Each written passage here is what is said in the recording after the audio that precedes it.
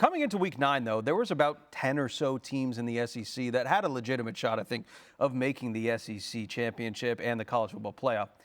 Texas A&M, with a win over Alabama, by the way, undefeated, and they control their own destiny. And a team that's never won an SEC championship, by the way, they are like a win over Samford and South Carolina away from really punching their ticket to the college football playoff. How impressive has this Texas A&M team been this year? I mean, Texas A&M is playing as good a football as anybody, I feel like, in the country right now. And it's what's scary about it is that I feel like they haven't even really hit their groove yet offensively. Yeah. Right? And we even said that to Marcel Reed when he joined our show a few weeks ago.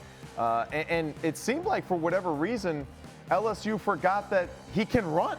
And that's the randomest thing I've ever seen. There was just many times where poor gap containment by the rushing lanes of the LSU Tigers. No one really having eyes on the quarterback, especially in the low red zone area right there. I mean, you know, there they are playing zone coverage, and no one is paying attention to the quarterback. So it's unbelievable how Texas A&M, Mike Elko, how prepared they are, how they seem to just get it done in many different ways, and yet still have not hit their groove offensively, even though they had this great performance today. I still feel like there is more room for improvement for this team, and they have an extremely high ceiling because Cassius Howell, one of the best defensive ends in all of college football right now, was an absolute havoc in the backfield against the LSU Tigers. Yeah, and just looking at the top of the SEC right now, Texas A&M is right over there than Alabama, Ole Miss, Georgia, Vanderbilt, Texas. I think the top 5 is who you're looking at as serious contenders. Still need to see some more from Texas to feel confident in them,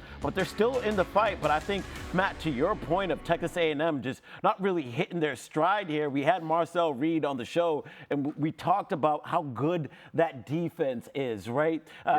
They are so good on third down and stopping teams, and LSU couldn't buy a conversion on third down in this game. They were 2 for 12, but then Marcel Reed joked with us and said, yeah, I see other teams struggling to get first down conversions on them on third down, but we get them in practice against them. I thought that was awesome as well, but I was just looking at the game script for this Texas A&M team against LSU. Now, after scoring 2 touchdowns to start the game, they went safety, interception, interception, and then it was halftime, and they were down by 4 points. And that was thanks to this Texas A&M defense just being in lockdown mode. So here's one of their mistakes that Texas A&M had, and then the safety for the block punt, and then you have the interception in the red zone. These were all costly mistakes and penalties, but then some way, somehow, they were able to lock in and then go touchdown, touchdown, touchdown, and basically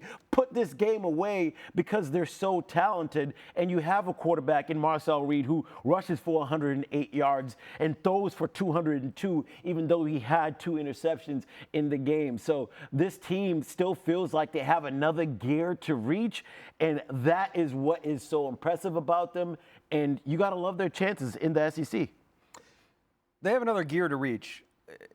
Are they the team that you trust the most in the SEC right now, or are you still leaning more to the Alabama side of things as a team that you trust the most in this conference? I am really sorry, Texas A&M fans, because I really am a huge fan of your football team, but I still feel like I trust Georgia and Alabama just like a little bit more right now, right, with the way that they play. And I think somebody saying they're going to go undefeated in the chat. Yeah, I mean, and you know, they very well could be, right? Yeah. I'm just not so sure about it quite yet. And I think it's more so just about the fact that I still think that Marcel Reed being a young football player, right, and him being a little streaky at times. And the stats were great today, right? I mean, but at the same time, it was 12 of 21 passing, right? So he's got to clean that up a little bit. But overall, like what they're doing so far, they're a good football team, and they have plenty of, more room for growth on that offense side of the football. Still impressive they were able to score 49 despite all those hiccups offensively. Yeah.